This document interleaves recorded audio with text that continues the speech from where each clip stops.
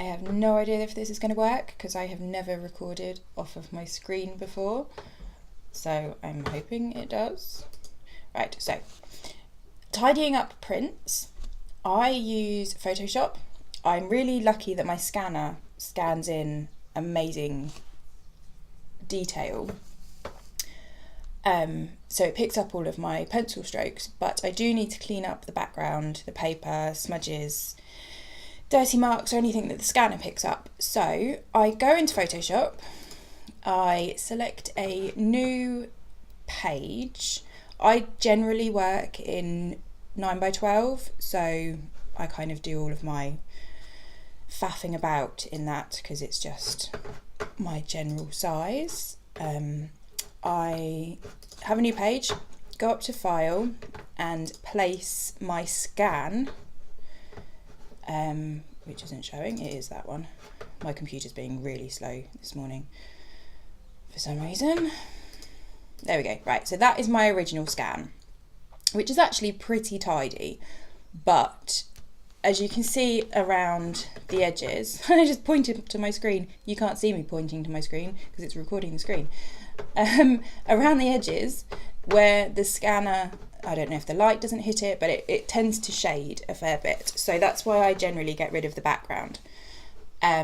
So he fits in my page. So I click the tick to pop him in.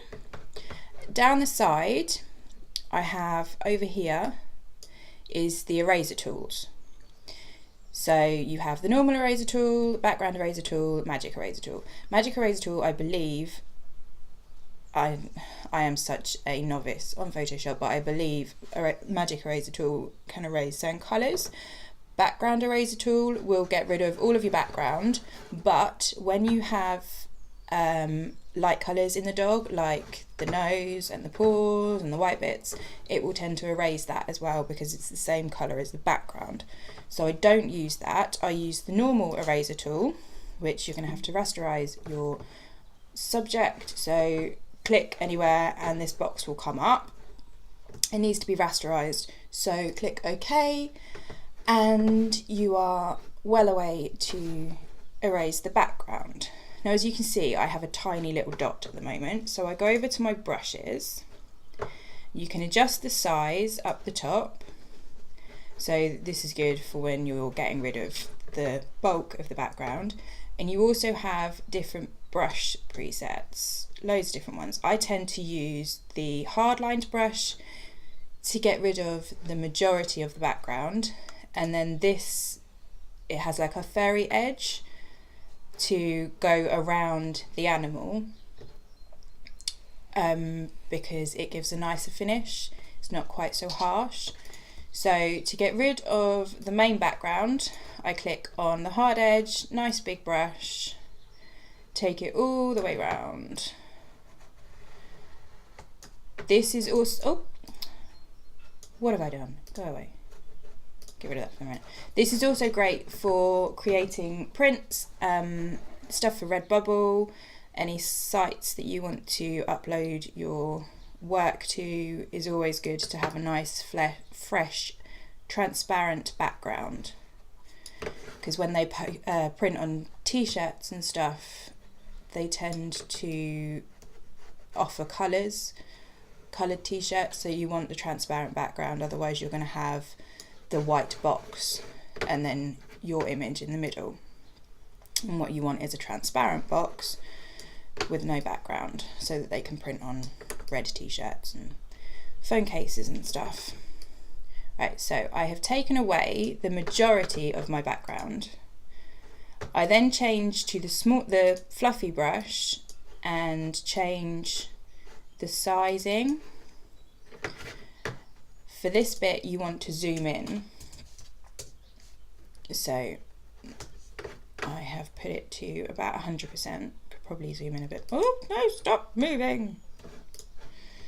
That's what you get for having a magic mouse on a mat. Goes all over the place. Right, so I take the small brush. As you can see, it has a fluffy edge. You're going a bit bigger.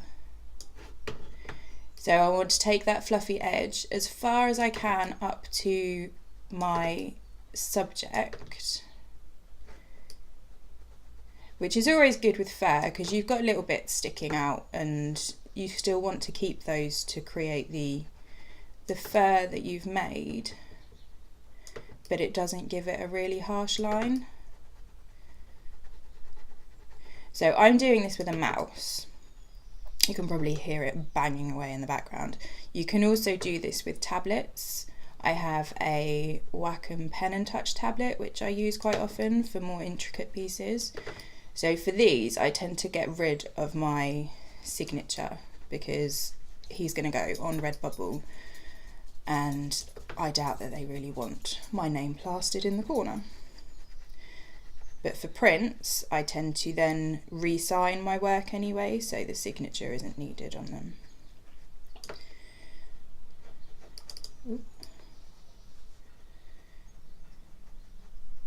So I'm just doing this really quickly. You can go in and do it a lot more finely and with more finesse than what I'm doing at the moment.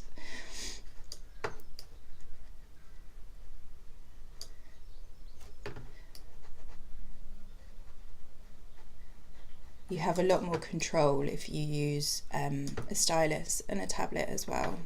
So the Wacom tablets are amazing for things like these. So as you can see here, he has got white fluffy bits that come out. So I'm just going to go round those. In a minute I'm going to show you how to change the levels so that they don't look quite so yellow, because sometimes the paper in the background can have a funny tint to it. So once I've done the cleaning up part, I then go in and change the levels to make it look more like the original, although my scanner is fairly spot on. I think the only one I've ever really had to change the levels with have been my bunnies and my squirrel, because they were funny colours. They didn't scan very well. But so you can adjust it. So let's zoom back out a little bit more. So he is now all tidied up. Get rid of the brush. So up here we have image. You want to go to adjustments, levels, which will bring up this little box. Now if you watch this part, oh no, don't click.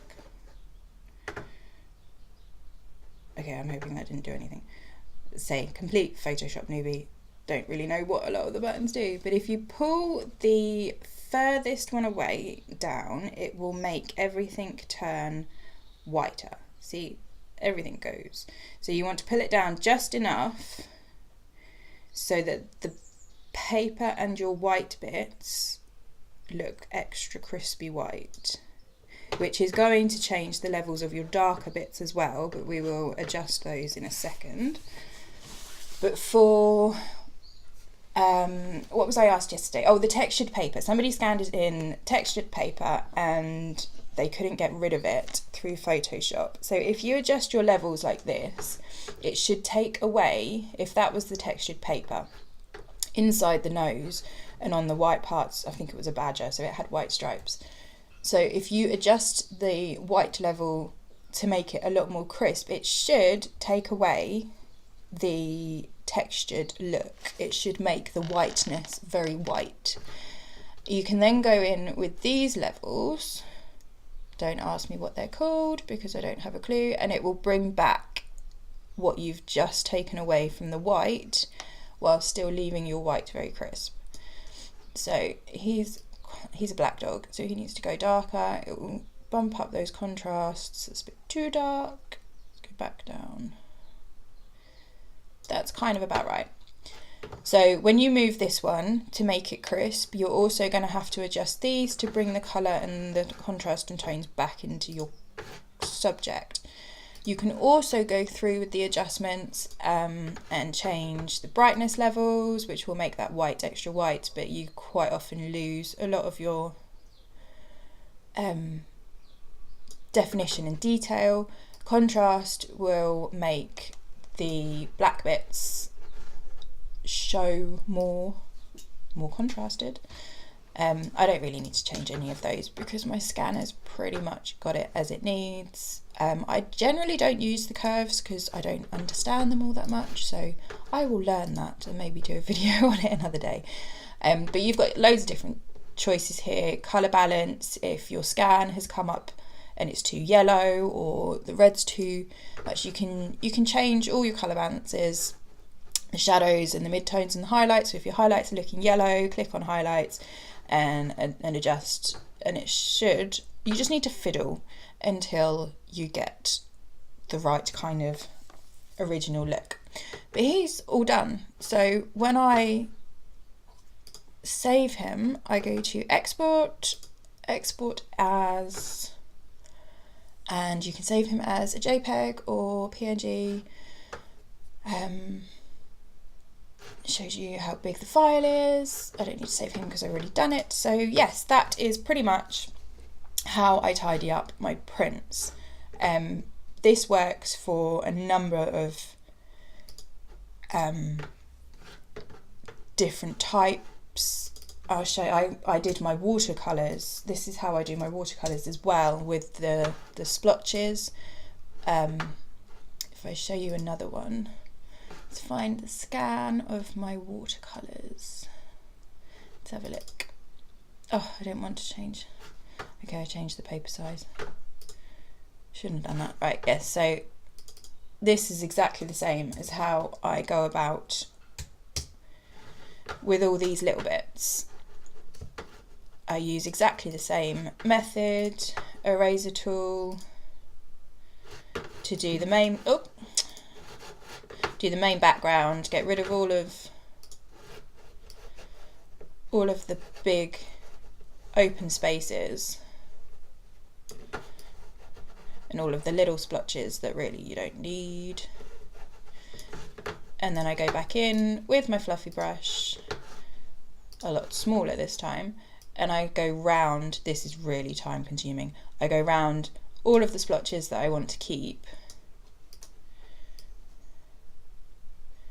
which takes forever, but it does have a really nice effect because you can have a nice, crisp, clean background and still have all the splotches that you've made with your watercolours.